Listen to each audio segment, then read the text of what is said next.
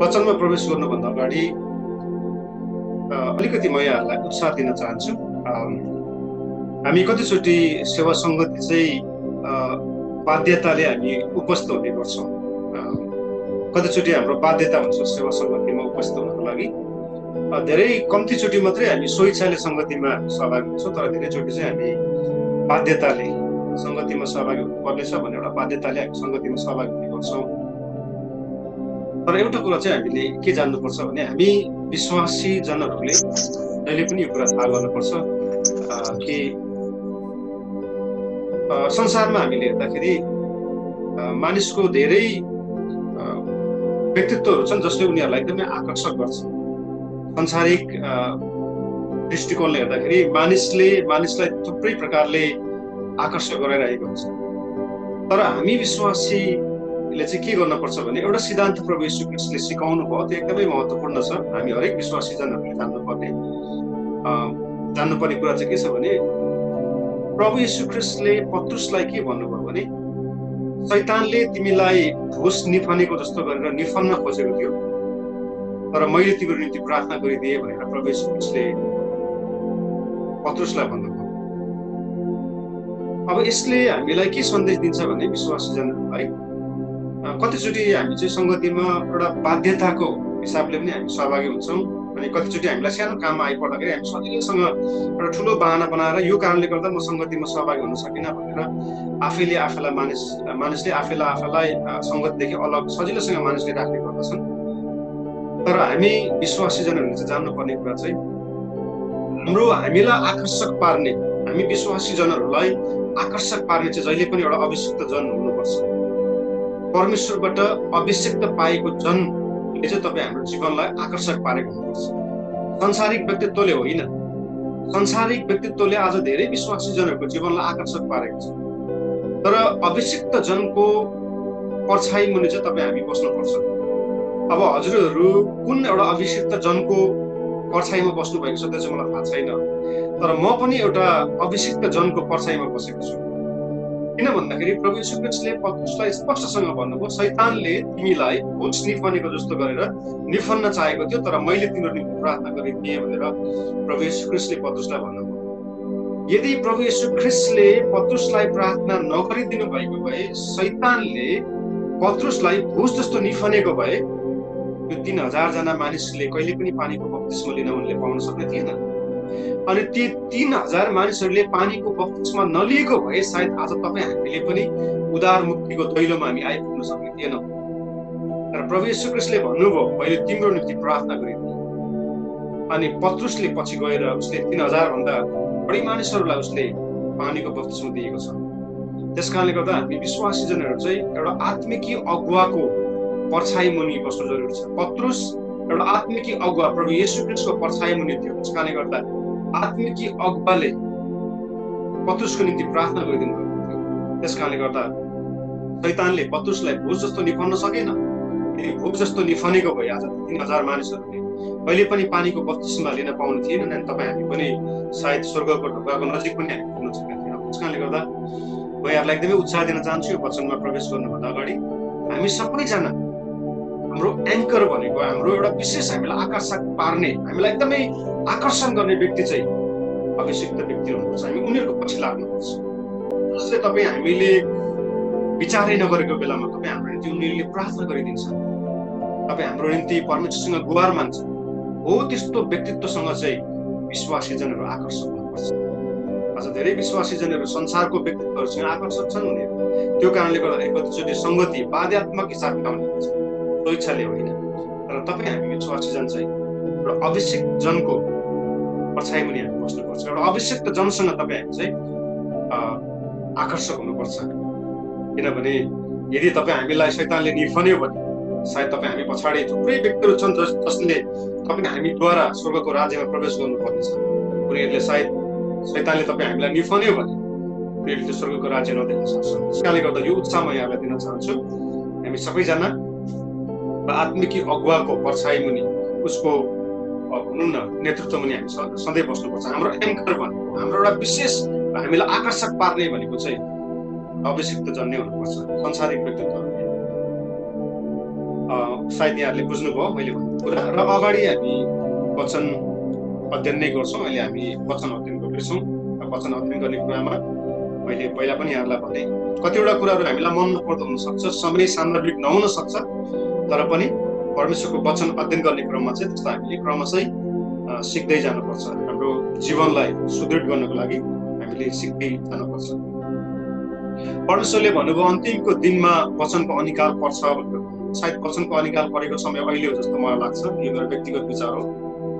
वचनको अनिकाल छ। अहिले प्रचारकहरू प्रशस्तै छन्, बाइबलको कुरा जसलाई पनि भन्न आउँछ, तर वचनको चाहिँ अभाव छ। किनभने यो वचनलाई खाएर आज मण्डली तृप्त हुन सकेको छैन। कुनै न कुनै प्यासले, भोकले आज मण्डलीका जनहरूलाई सताइरहेको छ। त्यस कारणले गर्दा सायद यो जुन प्रभुले भन्नुभयो वचनको अनिकाल पर्नेछ, सायद त्यो वचनको अनिकाल परेको अवस्था सायद अहिले नै होला। यदि वचनको अनिकाल नपरेको भए, वचनले तपाईँ हाम्रो जीवनलाई तृप्त गरेको भए, किन हामी संसारिक थोकहरूमा यति साह्रो आकर्षक छौँ र हाम्रो जीवन संसारिक थोकहरूमा नै ढल्किएको छ। यसलाई हामीले विचार गर्दाखेरि अझ एउटा कुरा म यहाँ थप्न चाहन्छु। भाइ निमराज हामीसँग हुनुहुन्छ त्यतिखेर काठमाडौँबाट, जसले यहाँहरूलाई व्हाट्सएपको मार्फतबाट प्रत्येक बिहानी परमेश्वरको वचनको सेवाकाई उहाँले गर्दै हुनुहुन्छ। र म यो कुरा यहाँहरूलाई जानकारी गराउन चाहन्छु। परमेश्वरको वचनको सेवाकाई गर्नु सजिलो कुरा होइन। त्यसमा थुप्रै प्रार्थनाको आवश्यकता पर्छ, हामीले समय दिनुपर्छ, अनि थुप्रै प्रकाशहरू पाउनुपर्छ, अनि त्यसको लागि धेरै परिश्रमहरू गर्नुपर्छ। परमेश्वरको वचन तपाईँ हामीले सजिलैसँग सुने तापनि परमेश्वरको वचनलाई तयारी गर्नको लागि परमेश्वरको दासलाई थुप्रै कुराहरूको आवश्यकता पर्दछ। अनि यहाँहरू माझ प्रत्येक ज्ञानी सम्भवतः व्हाट्सएपको मार्फतबाट परमेश्वरको वचनको सेवाकाई हाम्रो भाइ निमराजले काठमाडौँबाट गर्दै हुनुहुन्छ। अनि भाइ निमराज अहिले तत्कालीन अवस्थामा एउटा विद्यार्थी हुनुहुन्छ, बाइबल अध्ययन गर्दै हुनुहुन्छ। अनि उहाँ बिजी हुनुहुन्छ, व्यस्त हुनुहुन्छ। त्यसको बावजुद पनि उहाँले समय निकालेर तपाईँहरू समक्ष प्रत्येक ज्ञानी परमेश्वरको वचनको सेवाकाई उहाँले गरिराख्नु भएको छ। अनि म यहाँहरूलाई यो कुराहरू सम्झना गराउन चाहन्छु। परमेश्वरका जनहरूलाई पनि परमेश्वरका जनहरू जसले परमेश्वरको वचनको सेवा गर्छन् उनीहरूलाई पनि तपाईँ हाम्रो प्रोत्साहनको जरुरी पर्छ। उहाँहरूलाई पनि तपाईँ हामीले उत्साह दिनुपर्छ। उहाँहरूलाई पनि तपाईँ हाम्रो सहानुभूतिको आवश्यकता पर्छ। त्यस कारणले गर्दाखेरि म यहाँहरूलाई अनुरोध गर्छु, प्रत्येक बिहानी यहाँको व्हाट्सएपमा सजिलैसँग आएको वचनलाई यहाँहरूले सजिलैसँग त्यसलाई अभोइड नगर्नु होला, त्यसलाई व्यवस्था नगर्नु होला। किनभने त्यो वचनबाट परमेश्वरले तपाईँको जीवनमा भएको हरेक प्रकारको समस्या, तपाईँको जीवनमा भएको रोग, तपाईँको जीवनमा भएको अभावहरूलाई त्यो वचनको मार्फतबाट परमेश्वर तपाईँको जीवनमा बोल्नुहुन्छ। त्यो वचनले तपाईँ हाम्रो जीवनलाई परमेश्वरमा परिपक्व बनाउन त्यसले हामीलाई सहायता पुर्याउँछ। तर धेरैजनाले मलाई लाग्छ त्यो व्हाट्सएपमा आउने गरेको परमेश्वरको वचनलाई कतिजनाले त सुन्नुहुन्छ कि हुँदैन त्यो पनि थाहा छैन मलाई, र कतिजनाले सुन्नुहुन्छ। जतिले सुन्नुहुन्छ उहाँले करेक्सन गर्दै हुनुहुन्छ। हामीले त्यो ग्रुपमा देखेका छौँ, यहाँनिर यस्तो मिस्टेक भयो, वचनको खण्ड यो थियो भनेर कतिजना प्रभुका दासहरूले करेक्सन पनि गर्दै हुनुहुन्छ, जुन चाहिँ एकदमै राम्रो कुरा हो। कतिजनाले आमेन भनेर पनि हाम्रो वचनको सेवा गर्ने भाइलाई उत्साह दिँदै हुनुहुन्छ, एकदम राम्रो कुराहरू हो। र कतिजनाले चाहिँ एकदमै वास्ता गर्नुभएको छैन। तपाईँको मोबाइलमा आउँदाखेरि सायद तपाईँले सजिलै ठानेर होला त्यसलाई नसुनेको पनि हुनसक्छ। कुनै पनि तपाईँले प्रतिक्रिया पनि जनाउनु सुन्दैछु, अथवा धन्यवाद भाइ तपाईँको लागि प्रार्थना गर्दैछौँ, वचन आज यस्तो थियो, केही पनि भन्नुहुन्न तपाईँहरूले। यसले चाहिँ यो चाहिँ एउटा निराशजनक कुरा हो परमेश्वरको वचनको सेवा गर्ने दासको लागि। त्यस कारणले गर्दा म यहाँलाई अनुरोध गर्छु, यो व्हाट्सएपमा यहाँको माझमा आउने गरेको वचन यदि यहाँले सुन्दै हुनुहुन्छ भने केही न केही प्रतिक्रियाहरू चाहिँ यहाँले जनाउनुपर्छ। सुन्दैछु भन्न सक्नुहुन्छ, प्रत्येक दिन जब तपाईँकोमा वचन आउँछ अथवा आमेन भन्न सक्नुहुन्छ, केही न केही तपाईँले भन्न सक्नुहुन्छ, जसले गर्दाखेरि वचनको सेवा गर्ने भाइलाई उत्साह मिलोस् कि तपाईँहरू सुन्दै हुनुहुन्छ, तपाईँको जीवन निर्माण हुँदैछ परमेश्वरबाट, वचनको सेवा गर्ने भाइलाई पनि उत्साह मिलोस् भन्ने हिसाबले म यहाँलाई एन्करेज गर्न चाहन्छु। जतिजनाले परमेश्वरको वचन वाचनमा सुन्दै हुनुहुन्छ, एक दुईजना व्यक्तित्व मात्रै हुन्छ जसले निरन्तर उहाँहरूले सहयोग गर्दै हुनुहुन्छ, सुन्दैछु भन्दै हुनुहुन्छ, आमेन भन्दै हुनुहुन्छ, आजको वचन आशिषमय थियो भन्दै हुनुहुन्छ, एकदमै वचनको सेवा गर्ने भाइलाई प्रोत्साहन दिँदै हुन्छ। तर अधिकांशहरूले चाहिँ चुपचाप हुनुहुन्छ। अब आउने दिनहरू पनि यहाँ चुपचाप हुनुभयो भने यसले एउटा सन्देश चाहिँ के दिन्छ भने यहाँले परमेश्वरको वचनमा इन्ट्रेस्ट छैन र यहाँले सुन्नुभएको छैन भन्ने मैले बुझ्नेछु, र त्यो ग्रुपबाट म यहाँहरूलाई हटाइदिनेछु। यहाँहरूलाई म त्यहाँबाट निकालिदिनेछु। यस हेतुले यहाँहरूले सुन्नुभएको छैन, यहाँहरूलाई इन्ट्रेस्ट छैन भन्ने बुझाइ हुनेछ, त्यस कारणले गर्दा म यहाँहरूलाई त्यहाँबाट डिलिट गर्नेछु। कृपया यहाँहरूले क्षमा गर्नुहोला। सुन्दै हुनुहुन्छ भने हाम्रो भाइ निमराजलाई कृपया यहाँहरूले प्रार्थना गरिदिनुहोस्, भाइलाई उत्साह दिनुहोला। किनभने वचन सजिलोसँग तपाईँहरूको माझमा आएको छ, तर त्यो वचनलाई तयारी गर्न कतिको समय लाग्छ, कति साह्रो हामीले प्रार्थना गर्नुपर्छ, मेहनत गर्नुपर्छ भन्ने कुरा वचनको सेवा गर्ने व्यक्तिलाई मात्रै थाहा हुन्छ, सजिलोसँग सुन्ने व्यक्तिलाई केही पनि थाहा हुँदैन। हुन्छ, अब हामी वचन अध्ययन गर्नेछौँ। आजको वचनको शीर्षक चाहिँ छ फ्रुटफुल क्रिस्चियन लाइफ अथवा फलवन्त जीवन। परमेश्वरको इच्छा हो कि मानिस जाति चाहिँ एउटा फलवन्त जीवन जियोस् उसले। जब परमेश्वरले मानिसलाई बनाउनु भयो त्यतिखेर मानिसलाई एउटा व्यवहारिसी अवस्थामा परमेश्वरले छोड्नु भएन। उसलाई जे इच्छा लाग्छ त्यही गरोस् भनेर परमेश्वरले मानिसलाई उसकै स्वेच्छामा छोड्नु भएन। तर जब परमेश्वरले मानिसलाई सृष्टि गर्नुभयो त्यसपछि मानिस फलवन्त बन्नुपर्छ अथवा मानिसले उसको जीवनमा फल फलाउनु पर्छ भन्ने परमेश्वरको ठुलो इच्छा थियो। अनि फल फलाउनु, एउटा फलवन्त इसाई जीवन जिउनु भनेको चाहिँ हामीले बुझ्नुपर्छ। धेरै विश्वासीजनहरूले आशिषलाई एउटा फलवन्त जीवन भनेर, एउटा फ्रुटफुल जीवन भनेर बुझेका हुन्छन्, तर फलवन्त जीवन भनेको त्यसो होइन।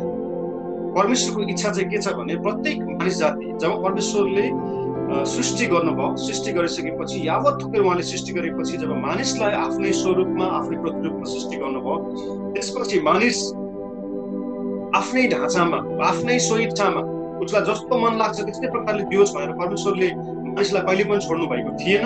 र अहिले पनि उद्धार मुक्ति पाएका विश्वासीजनहरूलाई पनि उद्धार मुक्ति पाइसकेर उनीहरूले जस्तो इच्छा लाग्छ त्यस्तै जीवन जिउन् भनेर परमेश्वरले छोड्नु भएको छैन। सृष्टिको प्रारम्भमा पनि मानिस फलवन्त बनोस् भन्ने परमेश्वरको इच्छा थियो भने मानिस पापमा फसिसकेपछि फेरि परमेश्वरसँग रिकन्साइल अथवा परमेश्वरसँग पूर्ण मिलाप प्रभु येशू ख्रीष्टको रगतबाट भइसकेपछि पनि परमेश्वरको इच्छा चाहिँ निरन्तर नै मानिस फलवन्त बनोस् भन्ने परमेश्वरको इच्छा थियो। अब एउटा फ्रुटफुल जीवन जिउनु अथवा एउटा फलवन्त जीवन जिउनु भनेको चाहिँ तपाईँ हामीले पाएको आशिषहरू होइन। धेरै विश्वासीहरूले विचार गर्छन् फलवन्त जीवन जिउनु भनेको चाहिँ हामीले आशिष पाउनु भनेर सोचेका हुन्छन्, तर त्यसो चाहिँ होइन।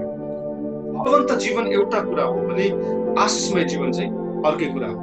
आशिषमय जीवन चाहिँ तपाईँ हाम्रो निम्ति र तपाईँ हाम्रो परिवारको निम्ति र आउने पुस्ताको निम्ति हो आशिषमय जीवन चाहिँ।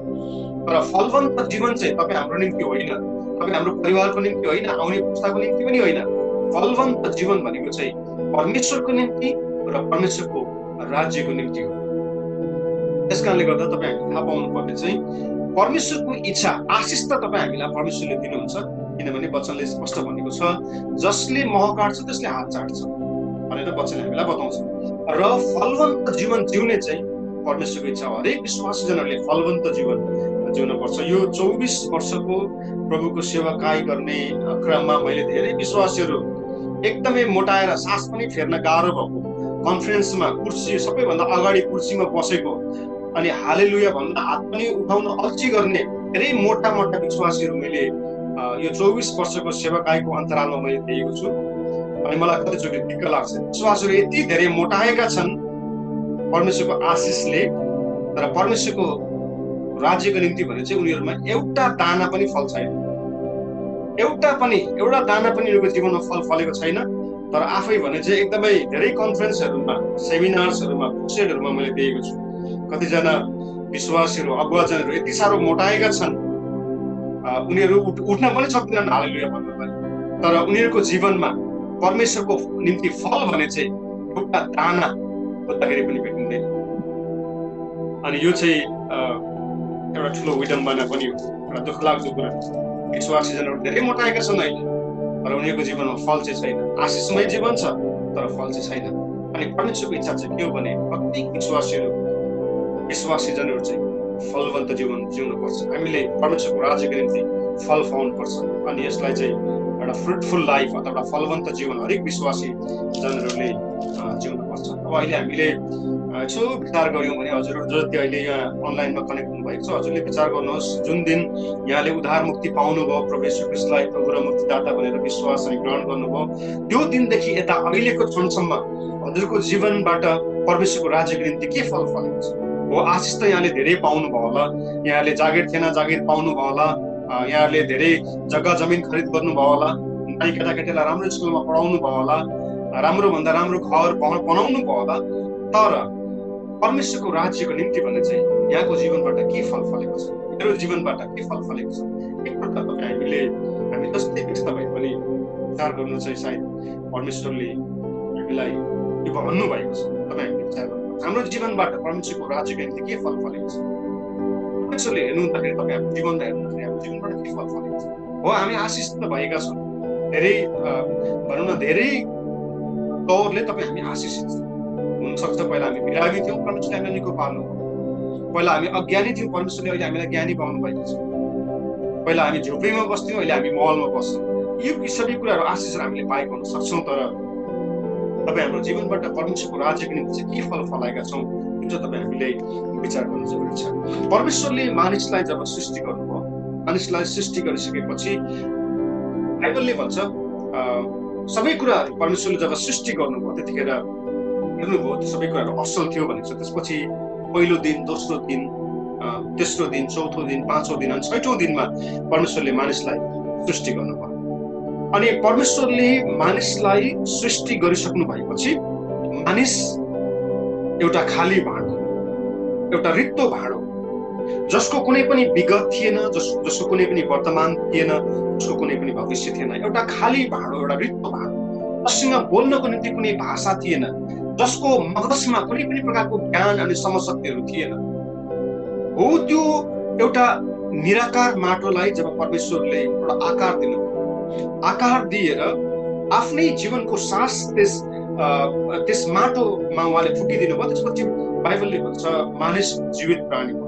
अनि जीवित प्राणी भइसकेपछि परमेश्वरले सृष्टि गर्नुभएको सम्पूर्ण मानिस जातिको प्रारम्भ परमेश्वरले जुन कुरा सबैभन्दा पहिला बोल्नुभयो त्यो अत्यन्तै महत्त्वपूर्ण छ, किनभने त्यो चाहिँ सम्पूर्ण मानिस जातिको समय अवधिभरि त्यसले फरक पार्छ।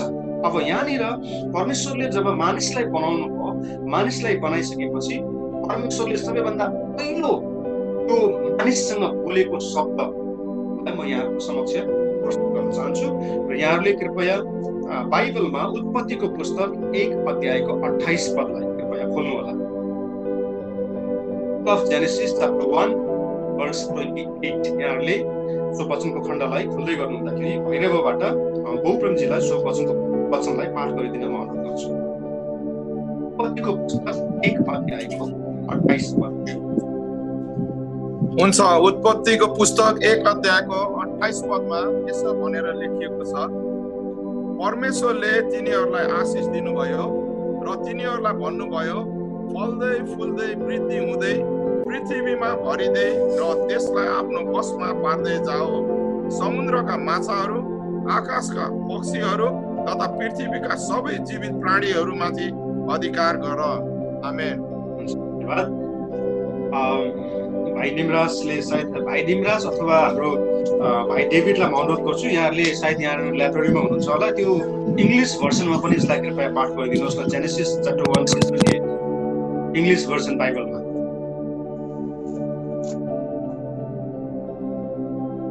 Book of Genesis chapter 1 verse 28.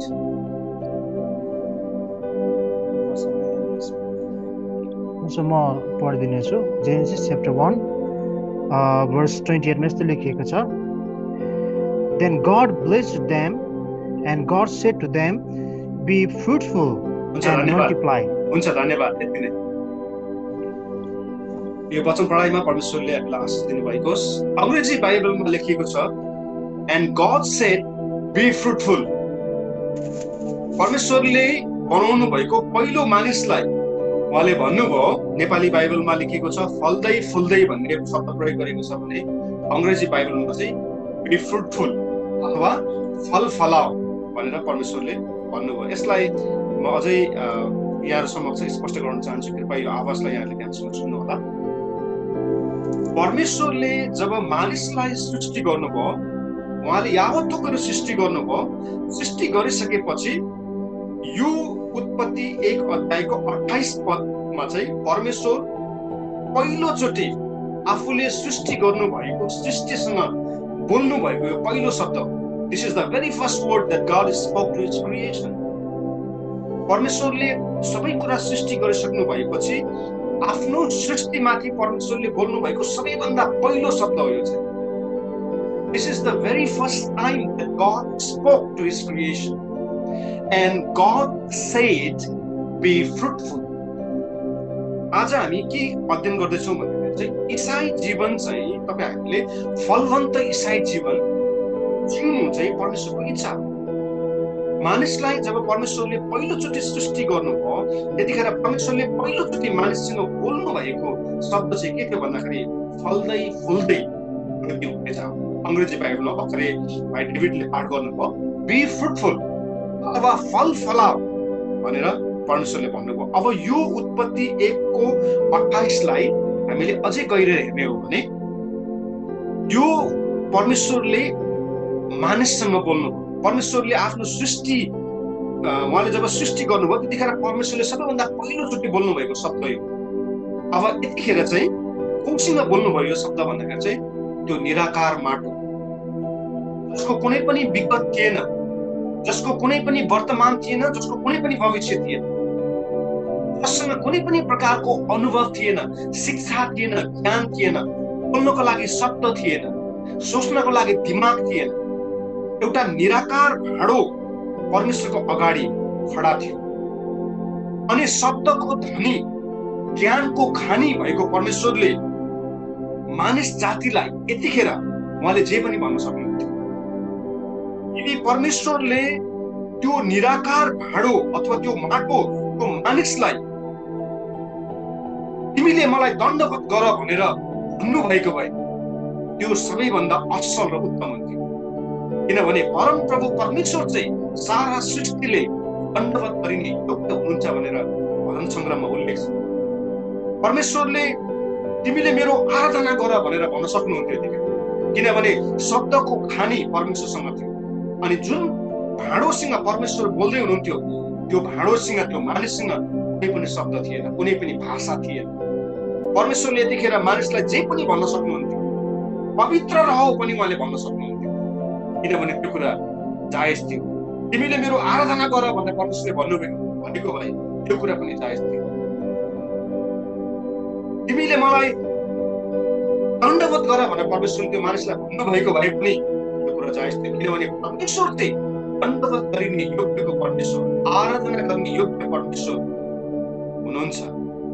तर परमेश्वरसँग सबै शब्दको खानी भए तापनि आफूले सृष्टि गर्नुभएको मानिससँग उहाँले सबैभन्दा पहिलोचोटि बोल्नुभएको शब्द चाहिँ थियो फल्दै फुल्दै वृद्धि हुँदै जाऊ, बी फ्रुटफुल।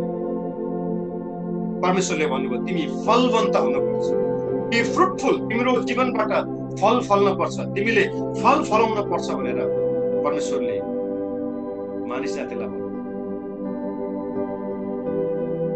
अनि आज हरेक विश्वासी जनहरूले उनीहरूको जीवनमा फल फलाउनु पर्छ।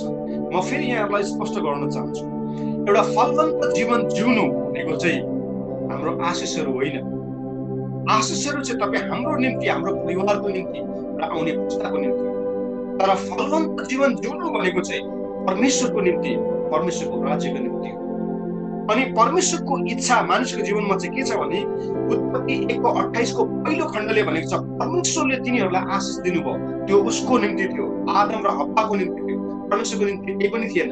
वचनले भन्छ 1:28 मा परमेश्वरले तिनीहरूलाई आशिष दिनुभयो, त्यो आशिष उनीहरूको निम्ति थियो। तर त्यसपछि परमेश्वरले भन्नुभयो फल्दै फुल्दै अनि वृद्धि हुँदै जाऊ, फल्दै फुल्दै वृद्धि हुँदै जानु चाहिँ परमेश्वरको निम्ति थियो। अनि आज हामी विश्वासी जनहरू चाहिँ एउटा फलवन्त जीवन जिउन पर्छ। परमेश्वरको यो इच्छा हो कि हरेक विश्वासी जनहरू चाहिँ फलवन्त जीवन जिउन पर्छ। तपाईँ हामीले परमेश्वरको निम्ति, चर्चको निम्ति, मण्डलीको निम्ति, सुसमाचारको निम्ति तपाईँ हामीले केही न केही भूमिका तपाईँ हामीले निर्वाह गर्नुपर्छ। हामीले हाम्रो यो ईसाई जीवनबाट हामीले केही न केही भूमिका परमेश्वरको राज्यको निम्ति हामीले निर्वाह गर्नुपर्छ अनि त्यो चाहिँ परमेश्वरको दृष्टिमा एउटा फलवन्त जीवन हुनेछ। आज हामी धेरै विश्वासीहरू आशिषमय छौँ, हामीले धेरै आशिषहरू पाएका छौँ and we talk about blessing, हामी आशिषको कुराहरू गर्छौँ, तर जब फलको कुराहरू आउँछ त्यतिखेर हामी फलरहित हुन्छौँ। तर परमेश्वरको इच्छा चाहिँ प्रत्येक विश्वासी जनहरूले फलवन्त जीवन जिउनुपर्छ। अब यहाँनिर फल फलाउने क्रममा सायद हामीलाई कतिचोटि यो मनमा प्रश्न आउन सक्छ कि हामीले असल काम गरेर हामीले फल फलाएर मात्रै उद्धार मुक्ति पाउने हो त भन्ने प्रश्न पनि कतिचोटि हाम्रो जीवनमा आउन सक्छ। मैले यहाँहरूलाई एउटा फलवन्त जीवन, एउटा फलवन्त विश्वासको जीवन जिउन पर्छ भनेको अर्थ चाहिँ तपाईँ हामीले फलाएको फलबाट, तपाईँ हाम्रो जीवनबाट फलेको फलबाट तपाईँ हामीले उद्धार मुक्ति पाउने चाहिँ त्यो चाहिँ होइन। कृपया यहाँहरूले त्यसरी नबुझ्नु होला। उद्धार मुक्ति चाहिँ तपाईँ हामीले हाम्रो जीवनमा जति नै फल फलाए पनि त्यसले तपाईँ र हाम्रो पापदेखि तपाईँ हामीलाई उद्धार गर्दैन।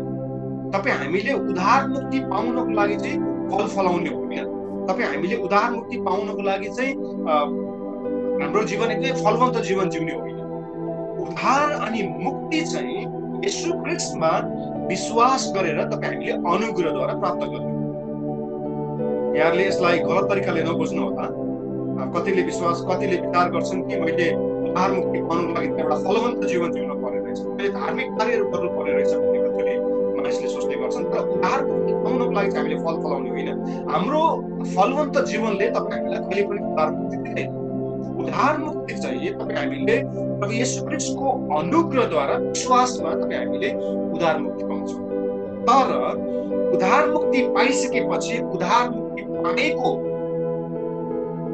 उदाहरण चाहिँ हामीले फलवन्त जीवन जिउनु। तपाईँ हामीले येशू ख्रीष्टमा विश्वास गरेर अनुग्रहद्वारा हामीले उद्धार मुक्ति पाउँछौँ अनि उद्धार मुक्ति पाएको परिणाम चाहिँ तपाईँ हामीले फलवन्त जीवन जिउनुपर्छ। उद्धार मुक्ति पाउनलाई तपाईँ हामीले फलवन्त जीवन जिउने होइन। उद्धार मुक्ति पाउनको लागि चाहिँ येशू ख्रीष्टमा विश्वास गर्नुपर्छ। येशू ख्रीष्टको अनुग्रहद्वारा विश्वासमा तपाईँ हामीले उद्धार मुक्ति पाउँछौँ अनि उद्धार मुक्ति पाइसकेपछि चाहिँ तपाईँ हामीले उद्धार मुक्ति पाएको परिणाम स्वरूप चाहिँ हामीले फलवन्त जीवन जिउनुपर्छ। I hope you understand. यसलाई हामीले त्यसरी बुझ्नुपर्छ। उद्धार मुक्ति पाएको परिणाम हो फलवन्त जीवन चाहिँ। परमेश्वरको निम्ति फलवन्त जीवन जिउनु चाहिँ उद्धार मुक्ति पाएको परिणाम हो। उद्धार मुक्ति पाउनलाई होइन, तर उद्धार मुक्ति पाएको परिणाम स्वरूप चाहिँ विश्वासीले फलवन्त जीवन जिउनुपर्छ। यसलाई म वचनबाट नै स्पष्ट गर्न चाहन्छु। कृपया यहाँहरूले मत्तीको पुस्तक 5 अध्यायको 16 पदलाई खोलेर पाठ गर्नु होला। र यो वचन पाठ गरिदिनलाई म भाइ निमराजलाई काठमाडौँबाट अनुरोध गर्छु। भाइ निमराजले नयाँ नियमको पुस्तक मत्ती 5 अध्यायको 16 पदलाई उहाँले पाठ गर्नुहुनेछ र अन्यले यहाँलाई ध्यानसँग सुन्नु होला। मत्ती 5 को 16 मा पाठ गर्न गइरहेको छु। यसरी नै तिमीहरूको ज्योति मानिसहरूका सामुन्ने चम्कोस् र तिनीहरूले तिमीहरूका सुकर्म देखुन् र स्वर्गमा हुनुहुने तिमीहरूका पिताको महिमा गरून्। हुन्छ, धन्यवाद छ भाइलाई। अब यहाँनिर प्रभु येशू ख्रीष्टले के भन्नुभयो भने यो चाहिँ उद्धार मुक्ति पाइसकेको परिणाम असल काम चाहिँ अथवा भनौँ फ्रुटफुल लाइफ चाहिँ अथवा फलवन्त जीवन चाहिँ उद्धार मुक्ति पाइसकेको परिणाम। त्यस कारणले गर्दाखेरि प्रभु येशू ख्रीष्टले स्पष्टसँग भन्नुभयो त्यसरी नै तिमीहरूको ज्योति अथवा राम्रो काम फलवन्त जीवन भनेर भनेको। तिमीहरूको ज्योति मानिसहरूको सामुन्ने चम्कोस् र तिमीहरूले तिनीहरूका सुकर्म देखुन् भनेर भनेको छ। सुकर्म भनेर भनेको छ यो चाहिँ फ्रुट हो, तपाईँहरूको जीवनमा फल हो। मानिसहरूले तपाईँ हामीले गरेको राम्रो काम हो, यो चाहिँ असल काम हो। तपाईँ हामीले जिएको एउटा फलवन्त जीवनको परिणाम हुन्छ। अनि प्रभु येशू ख्रीष्टले भन्नुभयो यसरी नै तिमीहरूको ज्योति मानिसहरूको सामुन्ने चम्कोस् र तिनीहरूले तिमीहरूका सुकर्म देखुन् अथवा तिमीहरूको फलवन्त जीवन देखुन्, तिमीहरूको असल कार्यहरू देखुन् र स्वर्गमा हुनुहुने तिमीहरूको पिताको महिमा गरून् भनेर प्रभु येशू ख्रीष्टले भन्नुभयो। त्यस कारणले गर्दा हामीले हाम्रो जीवनमा चाहिँ फल यस कारणले गर्दा फलाउनु पर्छ किनकि तपाईँ हामीले उद्धार मुक्ति पाएका छौँ। हामीले उद्धार मुक्ति पाउनुको निम्ति फल फलाउने होइन, तर हामीले उद्धार मुक्ति पाइसकेको परिणाम स्वरूप चाहिँ तपाईँ हामीले हाम्रो जीवनमा फल फलाउनु पर्छ। अनि यो परमेश्वरको इच्छा हो। मैले सुरुमै भने सृष्टिको प्रारम्भमा मानिसलाई परमेश्वरले जे पनि भन्न सक्नुहुन्छ, तर सृष्टिको प्रारम्भमा मानिसलाई परमेश्वरले फल्दै फुल्दै अनि वृद्धि हुँदै जाऊ अथवा बी फ्रुटफुल भनेर भन्नुभयो भने त्यही वचनलाई प्रभु येशू ख्रीष्टले आएर के भन्नुभयो भने उद्धार मुक्ति पाइसकेपछि तिमीहरूको जीवनबाट सुकर्म अथवा फलवन्त फल फलाउनु पर्छ। ताकि संसारले देखेर परमेश्वर पिताको महिमा गरून् भनेर भन्नुभयो। र यसलाई म फेरि अघिको त्यो कन्फरेन्समा जोड्न चाहन्छु। धेरै विश्वासीजनहरू, धेरै अल्पजनहरू, क्षमा गर्नु होला मैले समावेश गरेँ अल्पजन, मैले देखेको छु यो 24 वर्षको सेवाकाईको दौरानमा मोटाएर हृष्ट पुष्ट भएका छन्, तर फल भने चाहिँ एउटा दाना पनि छैन। हजुरहरू नगर्नु होला, तपाईँ हामी नगरौँला, यो चाहिँ वास्तविकता हो। हाम्रो जीवनमा हामीले फल पाउनुपर्छ, यो चाहिँ पढ्नु सकिन्छ। अब यसलाई समराइज गर्दाखेरि यसलाई म यसको विश्लेषण हामीले कसरी गर्ने त? अब फलवन्त जीवन परमेश्वरको इच्छा थियो कि प्रत्येक विश्वासीजनहरू मानिसलाई सृष्टि गर्नुभएपछि मानिस फलवन्त जीवन जियोस् भन्ने परमेश्वरको इच्छा हो। त्यस कारणले गर्दाखेरि मानिससँग पहिलोचोटि परमेश्वरले बोल्नु हुँदाखेरि उहाँले त्यही भन्नु, बी फ्रुटफुल भन्नु। अब प्रभु येशू ख्रीष्टले पनि त्यही भन्नुभयो, उद्धार मुक्ति पाइसकेपछि उद्धार मुक्ति पाएको परिणाम स्वरूप तिमीहरूको जीवनबाट फलवन्त फल फल्नुपर्छ भनेर प्रभु येशू ख्रीष्टले भन्नुभयो। अब यसलाई हामीले कसरी विश्लेषण गर्ने त? यसलाई हामीले कसरी समराइज गर्ने भन्दा चाहिँ एउटा वचनको खण्डको अन्तिममा म फेरि यहाँलाई पाठ गराउन लाउँछु, अनि त्यो चाहिँ हो मर्कुस 11 अध्याय। नयाँ नियममा यहाँले मर्कुसको पुस्तक 11 अध्यायलाई कृपया खोल्दै गर्नुहुँदाखेरि यसलाई पाठ गरिदिनु हुन पूर्वबाट विष्णु थापाज्यूलाई म अनुरोध गर्छु। उहाँले मर्कुसको पुस्तक 11 अध्यायको खण्डहरूलाई पाठ गर्नुहुन्छ। यहाँले कृपया खोल्दै गर्नुहोला।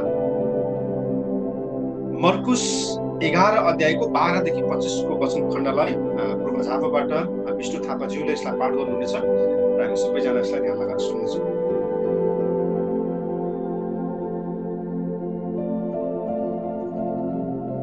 मर्कुस 11 को 12 देखि 25 सम्म पढिदिनेछु। 12 मा लेखेको छ, भोलिपल्ट उहाँहरू बेथानियाबाट आउनु हुँदा उहाँ भोकाउनु भयो अनि टाढामा पातले भरिएको एउटा अन्जिरको रुख देखेर कतै त्यसमा केही फल पाउँछु कि भनेर उहाँ जानुभयो।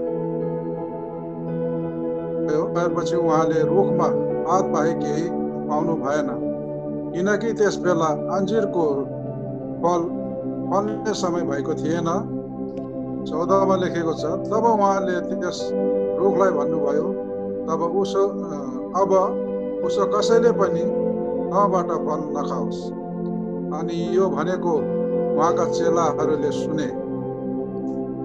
अनि यरुसलेममा पुग्नु भएपछि उहाँ मन्दिरभित्र पस्नुभयो अनि मन्दिरमा किनबेच गर्नेहरूलाई बाहिर निकाल्नु भयो र पैसा साट्नेका टेबलहरू र परेवा बेच्नेहरूका बस्ने ठाउँहरू पल्टाइदिनु भयो।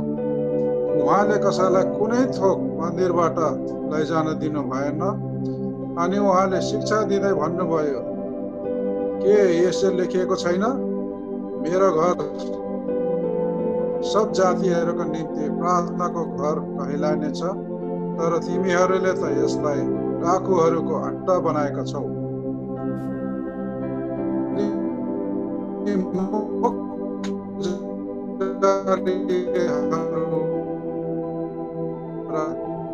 शास्त्रीहरूले यो सुनेर लागे, किनभने तिनीहरू उहाँको शिक्षामा अचम्म मानेका थिए।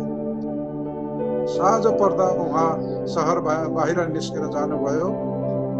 20 मा लेखेको छ, बिहान त्यहाँबाट पहिलेकै बाटो जानु हुँदा उहाँहरूले त्यस अन्जिरको रुखलाई जरैबाट सुकेको देख्नुभयो। अनि पत्रुसलाई यो सम्झना भयो र तिनले उहाँलाई भने, रब्बी हेर्नुहोस्, तपाईले श्राप दिनुभएको अन्जिरको रुख त सुकेछ। यसोले तिनीहरूलाई जवाब दिएर भन्नुभयो, परमेश्वरमा विश्वास राख। साँच्चै म तिमीहरूलाई भन्दछु, यदि कसैले आफ्नो हृदयमा शङ्का गर्दैन तर आफूले भनेका कुरा पुरा हुन्छ भनी विश्वास गरेर यस पहाडलाई उखेलिएर त समुद्रमा खस भन्यो भने त्यसको निम्ति त्यस्तै हुनेछ। यसकारण म तिमीहरूलाई भन्दछु, तिमीहरूले प्रार्थनामा जेसुकै माग्छौ सो पाएको छौ भन्ने विश्वास राख र त्यो तिमीहरूको हुनेछ। 25 मा लेखेको छ, जब तिमीहरू प्रार्थना गर्न खडा हुन्छौ तब कसैको विरोधमा तिमीहरूको केही छ भने क्षमा गर, ताकि स्वर्गमा हुने तिमीहरूका पिताले पनि तिमीहरूका अपराधहरू क्षमा गरिदेऊ। आमेन। धन्यवाद छ वचन पढाइमा परमेश्वरले हामीलाई आशिष दिनुभएको छ। अब यो वचनको खण्डमा हामीले एउटा घटनालाई देखिसकेका छौँ। यहाँनिर हामीले धेरैचोटि सायद हामीले यसलाई पाठ गरेका छौँ, धेरैचोटि हामीले यसलाई प्रचार गरेका छौँ होला। यो वचनको खण्डले स्पष्ट के बताएको छ भन्दाखेरि प्रभु येशू ख्रीष्ट आफ्नो चेलाहरूसँग यात्रामा हुनुहुँदाखेरि उहाँले एउटा अन्जिरको बोटलाई देख्नुभयो। अनि त्यो अन्जिरको बोट टाढोबाट हेर्दाखेरि अत्यन्तै सुन्दर, सबै पातले भरिएको, हेर्दाखेरि एकदमै सुन्दर देखिने थियो। र त्यो अन्जिरको बोट चाहिँ बाटोको छेउमा अथवा अङ्ग्रेजीमा द प्राइम प्लेस भनेर भनिन्छ होइन, एउटा आकर्षक हुने ठाउँमा यो अन्जिरको बोट थियो। अनि प्रभु येशू ख्रीष्टलाई पनि त्यो बाटो हिँड्दाखेरि प्रभु येशू ख्रीष्टलाई पनि यो अन्जिरको बोट एकदमै पातले भरेको एकदम सुन्दर भएको कारणले गर्दाखेरि प्रभु येशू ख्रीष्टलाई पनि उसले आकर्षक पारेको छ। अनि प्रभु येशू ख्रीष्ट यो अन्जिरको बोटमा केही फल पाइन्छ कि भनेर उहाँ आउनुभयो। त्यसपछि यो बोटमा चाहिँ सुन्दरता मात्रै थियो, तर यसमा कुनै पनि फल थिएन। त्यस कारणले गर्दा प्रभु येशू ख्रीष्टले यो रुखलाई श्राप दिनुभएको कुराहरू तपाईँ हामीले धेरैचोटि सुनेका अनि बुझेका छौँ। तर अब यहाँनिर हामीले के थाहा गर्नु पर्यो भन्दाखेरि यो अन्जिरको बोटलाई जब तपाईँ हामीले हेर्छौँ, बाइबलले भन्छ, धेरै भनौँ न संशोधित बाइबलहरूमा विभिन्न प्रकारले यसलाई उल्लेख गरेको छ, तर कतिवटा अङ्ग्रेजी बाइबलहरूमा चाहिँ के भनेको छ भन्दाखेरि चाहिँ यो अन्जिरको बोट चाहिँ पातले भरिएको थियो भनेर भनेको छ। अब एउटा बोट जब पातले भरिन्छ त्यतिखेर त्यो बोटको सुन्दरता चाहिँ त्यतिखेर देखिन्छ जब त्यो बोट चाहिँ पातले भरिन्छ। अब सायद अब यो ऋतुहरूको विषयमा यहाँलाई थाहा छ, वसन्त ऋतु, शरद ऋतु, अनि यो के चारवटा ऋतुहरू छन्। अनि यो समयमा चाहिँ यो अन्जिरको बोट चाहिँ कहाँ थियो भन्दाखेरि सबैभन्दा पहिला यो अन्जिरको बोट चाहिँ बाटोको नजिक अथवा मानिसहरूले हिँड्दाखेरि सबैले देख्ने ठाउँमा त्यो अन्जिरको बोट थियो। पहिला कुरा the prime place, the fig tree was in prime place भनेर भनेको छ। इन प्राइम प्लेस एकदमै सबैलाई आकर्षक गर्ने ठाउँमा चाहिँ यो अन्जिरको बोट थियो, पहिला कुरा भने। दोस्रो कुरा चाहिँ यो अन्जिरको बोट चाहिँ सबै सुन्दरताले निखारिएको थियो। बाइबलले भन्छ पातले भरिएको थियो भनेर भनेको छ। एउटा बोटलाई तपाईँले विचार गर्नुभयो भने अब त्यसको हाँगाहरू, त्यसको पातहरू झर्छ, त्यतिखेर सबैभन्दा उराट लाग्दो हुन्छ। तर त्यो बोटमा जब नयाँ पालुवाहरू फेरिन्छन्, जब त्यो बोटमा नयाँ पत्ताहरू आउँछ, त्यतिखेर चाहिँ त्यो बोट एकदमै सुन्दर देखिन्छ। अनि यो अन्जिरको बोट चाहिँ पत्ता झरेको एउटा उराट लाग्दो अवस्थामा होइन, यो चाहिँ एउटा एकदमै पातले भरिएको र एकदमै आकर्षक अवस्थामा थियो भनेर बाइबलले हामीलाई बताउँछ। अर्थात् त्यहाँबाट त्यो बाटोबाट हिँडेर जाने मानिसहरूलाई यो बोटले आफ्नो आकर्षण अथवा आफूतिर आकर्षक गरेको कुराहरू हामी वचनमा थाहा पाउँछौँ। यसले चाहिँ के बताउँछ भन्दाखेरि विश्वासी जनहरू उत्पत्ति 1:28 हेऱ्यौँ, मानिसलाई परमेश्वरले सबैभन्दा पहिला फलवन्त हुनुभन्दा पहिला उहाँले मानिस जातिलाई आशिष दिनु, त्यसपछि मात्रै परमेश्वरले मानिस जातिसँग फलको आशा अनि अपेक्षा गर्नु। आशिष नदिकन परमेश्वरले मानिस जातिबाट उहाँले फलको आशा अनि अपेक्षा गर्नुभएको छैन।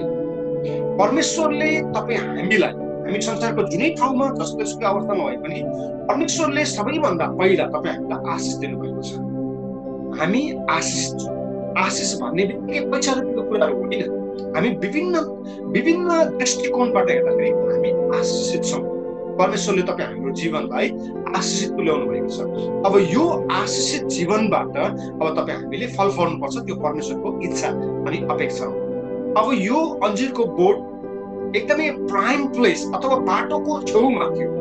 अनि आज धेरै विश्वासी जनहरू आशिष स्रोत भएको ठाउँमा हुनुहुन्छ। धेरै विश्वासी जनहरूलाई परमेश्वरले यो अन्जिरको बोट बाटोको छेउमा भएर सम्पूर्ण मानिस जातिलाई आकर्षक गरे जस्तै आज धेरै विश्वासी जनहरूलाई परमेश्वरले आशिषको स्रोत बनाउनु भएको छ। उहाँले हामीलाई पुच्छर होइन सर बनाउनु भएको छ। किन त परमेश्वरले आज हामीलाई त्यसरी आशिष दिनुभएको छ? किन आज हामी पुच्छर हुनुको सट्टामा हामी आशिष भएका छौँ? किन हामी आज दास बन्नुको सट्टामा हामी आज मालिक बनेका छौँ? किनभने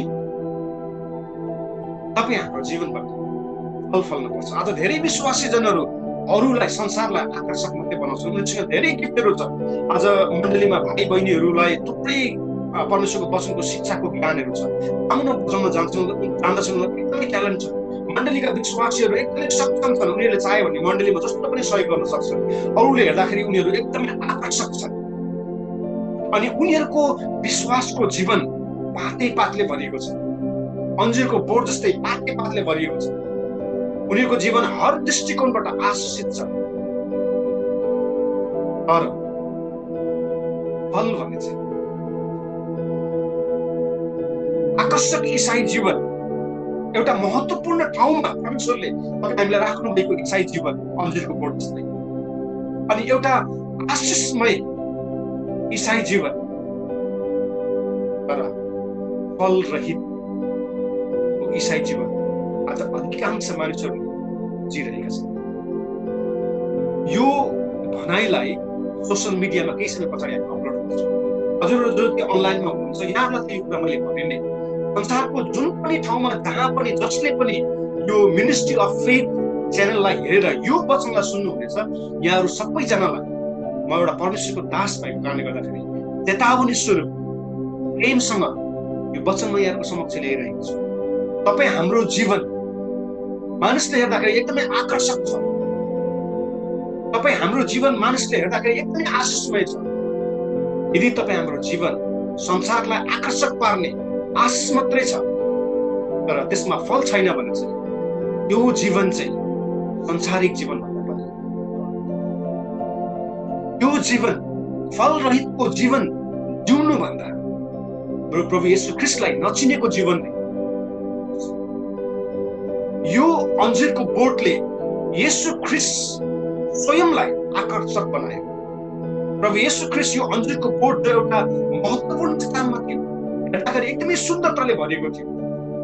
तर जब प्रभु येशू ख्रीष्ट आउनुभयो फलको आशा गरेर, त्यतिखेर यो बोटमा कुनै पनि फल थिएन।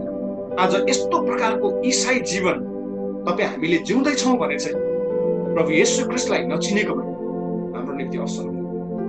प्रभु येशू ख्रीष्टलाई चिनेर यस्तो संसारलाई भ्रम पार्ने विश्वासको जीवन तपाईँ हामीले जिउँदैछौँ भने चाहिँ विडम्बना। अनि यहाँनिर यो वचनको निष्कर्षमा प्रभु येशू ख्रीष्टलाई हामी विचार गर्छौँ। प्रभु येशू ख्रीष्टले आफ्नो 3 वर्षको सेवकाईमा जहिले पनि मानिसहरूलाई आशिष दिनुभयो। उहाँको मुखबाट कहिले पनि श्रापका कुराहरू निस्केनन्। प्रभुले रोगीहरूलाई निको पार्नु, अशान्तिमा भएकोलाई सान्त्वना दिनुभयो, बन्धनमा भएकोलाई छुटकारा दिनुभयो, रोगीहरूलाई निको पार्नुभयो, मरेकोहरूलाई बिउता उठाउनु भयो। यहाँसम्म कि जब उहाँ कल्भरी क्रुसमा टाङ्गिनु भयो तब मानिसहरूले उहाँको पोखामा भालाहरू रोपे, उहाँलाई हिर्काए, उहाँको मुखमा तुक्के, उहाँलाई गिल्ला गरे। मानिसहरूलाई पनि कल्भरी क्रुसमा एउटा दयनीय मृत्युलाई अँगाल्दै गर्दाखेरि पनि प्रभु येशू ख्रीष्टले भन्नुभयो, पिता यिनीहरूलाई क्षमा गर्नुहोस् किनभने यिनीहरूले के गर्दैछन् सो यिनीहरूले जान्दैनन् भनेर। कसैलाई पनि उहाँले कहिले पनि नराम्रो गर्नु भएन। तर यो अन्जिरको बोट जो हेर्दाखेरि आकर्षक थियो, महत्त्वपूर्ण स्थानमा थियो तर फल रहित थियो, यो अन्जिरको बोटलाई प्रभु येशू ख्रीष्टले पहिलोचोटि श्राप, उहाँको शरीरलाई लुच्ने, उहाँलाई एउटा निर्दयी अवस्थामा पुर्याउने रोमी साम्राज्यका ती सिपाहीहरूलाई पनि प्रभु येशू ख्रीष्टले क्षमा गर्नु। यहाँसम्म कि आफूसँगै क्रुसमा टाङ्गिएको एउटा आफूले जब प्रभु येशू ख्रीष्टको बदफाई गर्यो, उहाँको गिल्ला गर्यो, तब पनि परमेश्वरले भन्नुभयो, पिता यिनीहरूलाई क्षमा गर्नुहोस्, यिनीहरूले के गर्दैछन् सो जान्दैन। प्रभु येशू ख्रीष्टले सबैलाई क्षमा गर्नुभयो। तर यो फल रहित अन्जिरको बोटलाई चाहिँ येशू ख्रीष्टले क्षमा गर्नु भएन। उहाँले श्राप दिनुभयो। प्रभु येशू ख्रीष्टको मुखबाट निक्लेको पहिलो नकारात्मक कुरा चाहिँ यो अन्जिरको बोटको लागि थियो। एउटा आकर्षक एकदमै महत्त्वपूर्ण स्थानमा घटेको फल रहेको त्यसलाई येशू ख्रीष्टले श्राप दिनुभयो। अन्तिम एउटा वचनको खण्ड हामी पाठ गर्नेछौँ। त्यसपछि जब यस अध्यायलाई मैले राख्न चाहन्छु त्यो चाहिँ हो मत्ती 3 अध्यायको 10 पदलाई हामी हेर्नेछौँ र यसलाई पाठ गर्नको लागि म फेरि भाइ डेभिड मिश्रलाई काठमाडौँबाट अनुरोध गर्छु। भाइले मत्तीको पुस्तक नयाँ नियममा 3 अध्यायको 10 पदलाई पाठ गर्नुहुनेछ। हुन्छ, मत्ती 3 अध्यायको 10 लाई पढिनेछु। अहिले नै रुखको फेदमा बन्चरो परिसकेको छ। यसकारण असल फल नफलाउने हरेक रुख काटी ढालिन्छ र आगोमा फालिन्छ। हुन्छ, धन्यवाद छ भाइलाई। सायद यो वचनको खण्डलाई मैले यहाँहरू समक्ष व्याख्या गरिराख्नु पर्दैन, यहाँले बुझिसक्नु भएको छ। बन्चरो रुखको फेदमा परिसकेको छ भनाइको अर्थ चाहिँ, बन्चरो रुखको फेदमा परिसकेको छ भनाइको अर्थ चाहिँ आज हरेक विश्वासी जनहरूलाई फल फलाउने जीवन जिउन पर्छ भनेर परमेश्वरले त्यो ज्ञान दिइसक्नु भएको छ। यदि आजसम्म हजुरहरूले यो ज्ञान पाउनु भएको थिएन भने आज हजुरहरूले ज्ञान पाउनु भएको छ। अर्को शब्दमा बन्चरो बोटको फेदमा परिसकेको छ। अनि वचनले भन्छ अगाडि जाँदाखेरि फल नफलाउने हरेक बोटलाई काटेर पालिनेछ। धेरैले विचार गर्न सक्छ, के भयो त, फलरहित जीवन जिइरहेको छु, के भयो त, यसको परिणाम त खै मैले देखेको छुइनँ त, म त आशिषमै नै छु। म तपाईँहरूलाई बताउन चाहन्छु, समयको अन्तराल मात्रै, समयको अन्तरालले यो प्रकट गराउँछ। यो फल नदिने हरेक बोट जतिसुकै आकर्षक होस्, फल नदिने बोट जतिसुकै एकदमै महत्त्वपूर्ण स्थानमा होस्, फल नदिने बोटलाई चाहिँ परमेश्वरले काट्नुहुनेछ अनि त्यसलाई चाहिँ आगोमा फालिदिनुहुनेछ भनेर वचनले हामीलाई बताउँछ। फलवन्त जीवन हामीले जिउनुपर्छ। यो वचनलाई म यही नै राख्न चाहन्छु र केही उत्साहहरू म यहाँ भन्न चाहन्छु। हामीले 1998 मा, आजभन्दा धेरै वर्ष अगाडिको कुरा हो, झन्डै 23-24 वर्ष अगाडिको कुरा हो। 1998 मा पानीको बत्तिसमा लिएपछि जब म फर्केर आफ्नो गाउँ गएँ, त्यतिखेर मलाई अहिले पनि याद छ, परमेश्वरको जन हामीसँग यहाँ अनलाइनमा हुनुहुन्छ। हामीलाई त्यतिखेर 22 वर्ष अगाडि चर्च बनाउनको लागि कुनै पनि ठाउँ थिएन। अनि एउटा क्रिसमस 2000 सायद हुन सक्छ, 2002 को क्रिसमस, 2002 को क्रिसमसमा परमेश्वरको राज्यको निम्ति खर्चिनु पर्छ भन्ने वचनलाई जब म प्रचार गर्दै थिएँ, त्यतिखेर अहिले हामीसँग यहाँ अनलाइनमा हुनुहुन्छ विष्णु थापाले। त्यतिखेर उहाँ इन्डियाको मात्र भारतको एउटा सैनिक मात्रै हुनुहुन्थ्यो। अनि उहाँले आफ्नो लामो समयसम्म परिश्रम गरेर उहाँले जसो तसो 2 कट्ठा जमिन उहाँले खरिद गर्नुभयो लामो समयको सर्भिसपछि।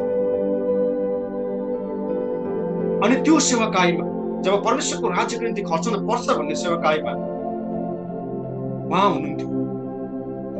त्यतिखेर उहाँले उठेर आफूले जीवनभर लगाएर कमाएको त्यो 2 कट्ठा जमिन चर्च बनाउनको लागि दिनु। विष्णु थापा हामीसँगै अनलाइनमा हुनुहुन्छ। मैले यो कुराहरू यहाँहरूलाई यस कारणले भन्दैछु, यहाँहरूलाई पनि उत्साह मिलोस्। उहाँले त्यो 2 कट्ठा जमिन आफ्नो जीवनभर परिश्रम गरेर कमाएको 2 कट्ठा जमिन उहाँले यो क्रिसमसको सेवामा सबै मानिसको अगाडि चर्चलाई दिनु। अनि उहाँले भन्नुभयो, त्यो भिडियो रेकर्ड अहिले पनि मसँग छ। उहाँले भन्नुभयो, यो ठाउँमा एउटा ठुलो चर्च बनोस् र सबै मानिसहरूले प्रभु येशू ख्रीष्टको आराधना गर्नुहोस् भनेर उहाँले भन्नुभएको थियो। त्यसको भिडियो क्लिप अहिले पनि मसँग छ। अनि यो अनलाइनको सेवाकाईबाट विष्णु थापालाई लगायत आइजुलाई, उहाँको श्रीमतीलाई, बहिनी बिनी त्यतिखेर सानो नै थियो, सायद उनीहरूलाई यो ज्ञान छैन, तर विष्णु मामालाई अनि माइजुलाई म हृदयबाट धन्यवाद दिन चाहन्छु। उहाँहरूले त्यो जग्गा परमेश्वरको राज्यको निम्ति मण्डली बनाउन दिनु अनि दिएर म कहिले पनि रित्तिनु भएन। उहाँले त्यो भन्दा अझ असल जमिन उसकै छेउमा खरिद गर्नुभयो। त्यसपछि अहिले मण्डली भन्दा पनि ठुलो भवन उहाँले निर्माण गर्नुभएको छ।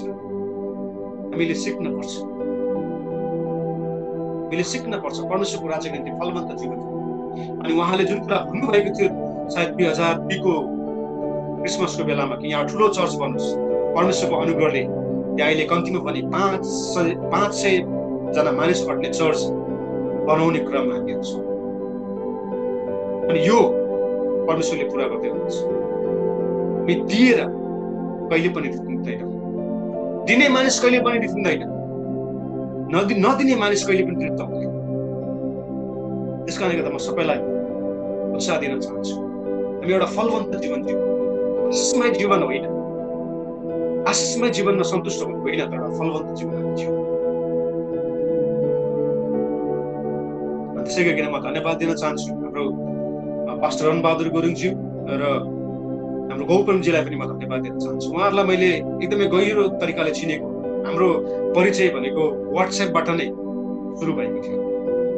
तर पनि मलाई याद छ 2015मा हुनसक्छ सायद हामी पहिलोचोटि भैरवा गयौँ। त्यतिखेर उहाँले परमेश्वरको दासलाई, एउटा नचिनेको व्यक्तिलाई उहाँले स्वागत गर्नु, अनि त्यहाँनिर उहाँले ठुलो रकम खर्च गर्नु। त्यसको एउटा उद्देश्य थियो, हामी पवित्र आत्मा परमेश्वरको सेवाकाई गर्नुहुन्छ। राम्रो परिचय थिएन, हामीले एक्लै अर्कालाई राम्ररी चिन्दैन थियौँ, तर पनि उहाँहरूले एउटा अपरिचित व्यक्तिलाई परमेश्वरको निम्ति भनेर हामीलाई उहाँले स्वागत गर्नु, एउटा ठुलो धनराशि उहाँले त्यहाँनिर खर्च गर्नु, जसको निम्ति म एकदमै कृतज्ञ छु। यो 24 वर्षको परमेश्वरको सेवाकाई गर्ने दौरानमा म धेरै ठाउँ पुगेको छु, तर म अहिले पनि सम्झना छ गिरवामा जस्तो हामीलाई ट्रिट गरियो, जसरी हामीलाई उहाँहरूले सत्कार गर्नु, त्यस्तो चाहिँ हामीले अरू ठाउँमा अनुभव गरेको छैन। ईश्वरले पास्टर रणबहादुरजी, उहाँको परिवार, गोप्रेमजी, उहाँको परिवारलाई पनि प्रशस्त मात्रामा आशिष दिनु। मैले यहाँको नाम लिन छुटेको छु भने मलाई क्षमा गर्नुहोस्। हामी चाहिँ एउटा उदाहरणीय जीवन जिउनुपर्छ, फलवन्त जीवन जिउनुपर्छ, अहिले हाम्रो जीवनमा फल फलाउन सिक्नुपर्छ। त्यस कारणले गर्दा परमेश्वरको यो इच्छा हो, विश्वासी जन फलवन्त जीवन जिउनुपर्छ। परमेश्वरले आदमलाई फल्दै फुल्दै जाऊ भनेर भन्नु, तर त्योभन्दा अगाडि आदम फल्दै फुल्दै वृद्धि हुँदै जानभन्दा अगाडि, आदम फल्दै फुल्दै वृद्धि हुँदै अगाडि जानको निम्ति परमेश्वरले चाहिने सबै कुरा सृष्टि गरिदिनु भएको थियो। परमेश्वरले कहिले पनि पक्षपात गर्नु, आदम रित्तो भएर उसले कहिले पनि फलवन्त जीवन जिउन सक्दैन थियो। आदमले फलवन्त जीवन जिउन परमेश्वरले सबै कुराहरू आदमको निम्ति सृष्टि गरिदिनु भएको थियो। त्यस कारणले गर्दा परमेश्वरले आदमलाई फल्दै फुल्दै अनि वृद्धि हुँदै जाऊ। आज तपाईँ र हामीलाई पनि परमेश्वरले सबै कुरा दिनुभएको छ। उहाँले तपाईँ हामीलाई केही नदिकन फल्दै फुल्दै वृद्धि हुँदै जाऊ भनेर भन्नुभएको होइन, उहाँले तपाईँ हामीलाई सबै कुरा दिनुभएको छ। अनि त्यसपछि परमेश्वरले तपाईँ हामीलाई फल्दै फुल्दै अनि वृद्धि हुँदै जाऊ भन्नुभएको छ।